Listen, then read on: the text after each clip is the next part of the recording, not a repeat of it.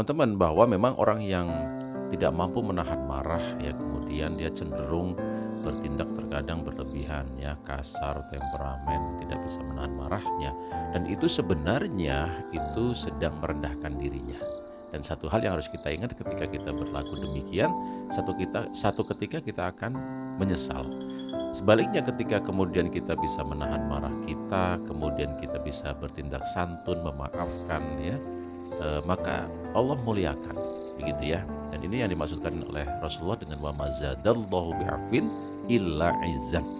Dan tidaklah Allah akan memberikan bagi orang yang memberikan maaf bagi orang lain itu adalah kecuali kemuliaan. Rasulullah juga memberikan pesan kepada Uqbah bin Amir. Kata Rasulullah ada 3 ya. Yang pertama adalah silman qata'aka. Kemudian yang kedua kata beliau wa'ati man haramaka. Dan yang ketiga wa'arid amman dolamaka. Dan kata Rasulullah, jadi yang pertama adalah sambung silaturahmi bagi silaturahmi yang terputus. Kemudian yang kedua wa'ati man haramaka, berikan makan bagi orang yang membutuhkan makan. Kemudian yang ketiga wa'arid amman dolamaka, bukan hanya sekedar menghindari orang yang mendolimimu, tapi memaafkan orang yang mendolimimu.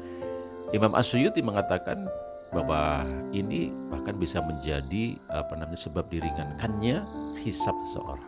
Ini kan luar biasa. Nah, teman-teman, Rasulullah bukan hanya sekedar menyampaikan dalam sebuah pesan kalimat ya, tetapi bahkan dalam kehidupan beliau pun mencontohkan bagaimana beliau itu seorang yang begitu pemaaf. Dalam sebuah kisah itu diceritakan tentang Zaid bin Sa'nah, seorang pendeta Yahudi ya.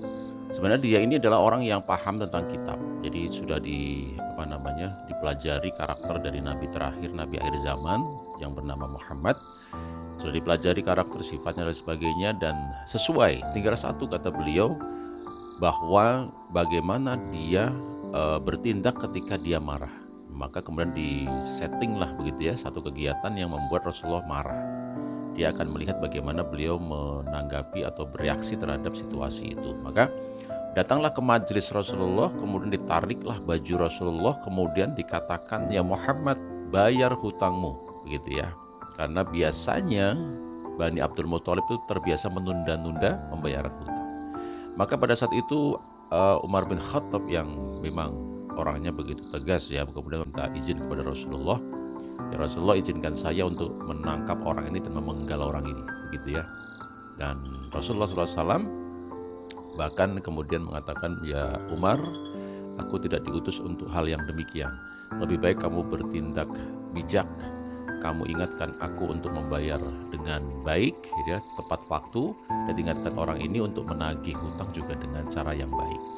Nah, teman-teman sekalian, kemudian bagaimana reaksi Rasulullah ini kemudian membuat orang ini begitu simpatik ya.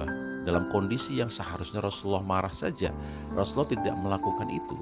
Bahkan di cerita itu sampai Rasulullah bahkan meminta kepada Umar, wahai Umar, tambahkan 20 sok kurma, karena dia terganggu dengan cara kamu menanggapi, gitu ya. Jadi ini luar biasa. Yang pertama, yang kedua adalah ketika peristiwa Taif. Kita tahu juga ketika Rasulullah berdakwah di Taif ya, dan perjalanannya luar biasa, jalan kaki. Beliau sampai di sana ditemani oleh Zaid bin Harisah.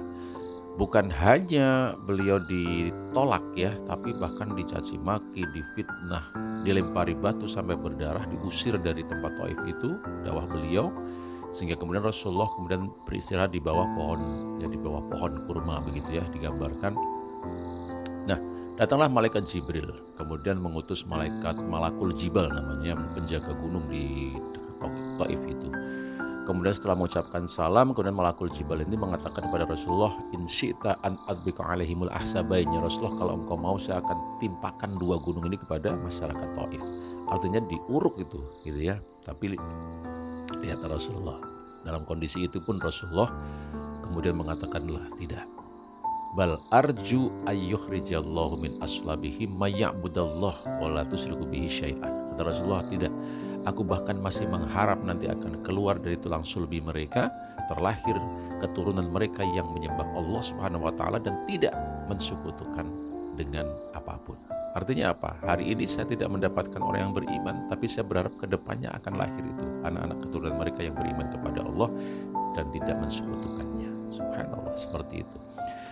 Dan dalam kisah yang lain juga, kisah yang juga sekali lagi kisah yang sudah sering kita dengarkan ya, ketika Rasulullah berangkat ke masjid, ada seorang kafir yang meludahi beliau. Besoknya beliau berangkat lagi, ada lagi yang meludahi beliau. Gitu ya, orang itu lagi sebenarnya. Nah, di waktu yang ketiga, Rasulullah tidak melihat orang itu meludahi. Sampai kemudian ditanyakan oleh Rasulullah, kenapa orang yang biasa meludahi tidak kelihatan. Ternyata dikabarkan orang itu sedang sakit. Nah, teman-teman sekalian, apa yang dilakukan Rasulullah? Rasulullah maafkan orang itu, bahkan Rasulullah jenguk orang itu ya, dan bahkan dikatakan Rasulullah adalah orang yang pertama kali menjenguk orang itu. Ini yang membuat orang itu begitu simpatik kepada Rasulullah. Dia sudah ludahi Rasulullah, tapi ternyata bahkan dimaafkan, bahkan ketika sakit, orang pertama yang menjenguk adalah Rasulullah SAW. Itu.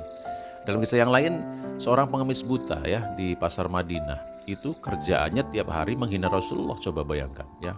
Jangan ikuti Muhammad, Muhammad itu pendusta, Muhammad itu pembohong, Muhammad itu tukang sihir dan lain sebagainya.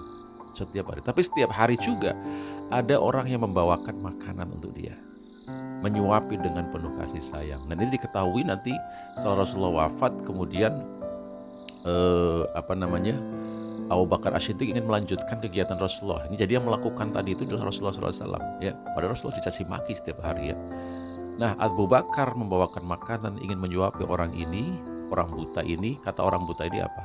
Kamu tidak selembut dan sekasih sayang orang sebelumnya. Orang sebelumnya begitu lemah lembut dengan pokoknya kasih sayang, menyuapi, membawakan makanan, menyuapi aku. Maka kemudian Abu Bakar tidak kuasa menahan air matanya, dan Abu Bakar mengatakan, ketahuilah bahwa orang yang membawakan makanan yang menyuapi kamu dengan penuh kasih sayang itu adalah orang yang setiap hari kamu caci maki. Masya Allah, ya, ini luar biasa baginda Nabi dalam menunjukkan sifat memaafkan orang lain ini. Nah, ini beberapa kisah saja, sepenggal kisah ya, tidak dari sekian banyak kisah yang masih banyak. Yang paling penting teman-teman semuanya bahwa kita mengambil contoh dari Rasulullah ini, jadilah orang yang pemaaf ya, karena orang yang pemaaf itu akan dimuliakan Allah Subhanahu wa taala, di sekitar pergaulannya pun akan dimuliakan, akan dihormati oleh orang-orang. Maka ini yang disebut dengan wa mazadallahu bi'afwin illa izzan. Balasan bagi orang yang mudah maafkan itu adalah kemuliaan. Bahkan Allah Subhanahu wa taala berfirman, wa man afa wa aslahu fa ajruhu 'ala Allah. Barang siapa yang kemudian dia mudah memaafkan orang lain, berbuat baik kepada orang itu, maka pahalanya adalah tanggungan Allah Subhanahu wa taala. Inilah yang dimaksudkan juga bahwa salah satu dari karakter orang yang bertakwa yang dijadikan surga yang seluas langit dan bumi adalah orang yang mudah memaafkan. Maka jadilah pemaaf.